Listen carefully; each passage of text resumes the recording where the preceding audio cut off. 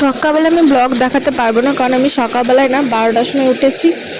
আর 12টার সময় উঠেই চলে এসেছি পুষ্করাতে। আস্তে আস্তে একটা পার্সেল এলো, পার্সেল নিয়ে আমি চলে গেলাম মিট করে এসে আমি তো কিছু খাইনি, বাড়িতে আমাকে চা কিছু দেওয়া হয়নি, তাই চায়ের দোকানে এসে কফি খেয়ে নিলাম।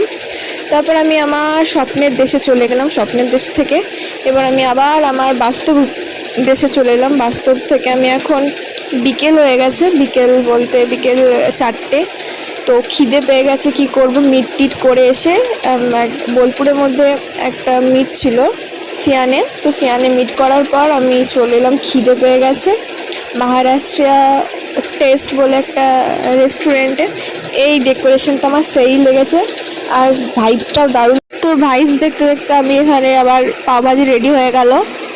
আর রেডি হয়ে যাওয়ার পর আমি খেয়ে দিয়ে বেরিয়ে গেলাম আমার বাড়ির উদ্দেশ্যে। সব থেকে মোস্ট ইম্পর্টেন্ট হচ্ছে আমি না আমার ভিডিওতে ক্লিপ নিতেই ভুলে যাচ্ছি, আমার মাইন্ডে থাকছেই না। মাঝে মধ্যে আমার মাইন্ড আমাকে রিমাইন্ডার দিচ্ছে, ভাই তুই ভিডিও করছিস তো ক্লিপগুলো নে ব্রো। তো তখনই আমি নিচ্ছি। যাই হোক, গুড নাইট, সুস্থ থেকো সবাই, ভালো থেকো, টাটা।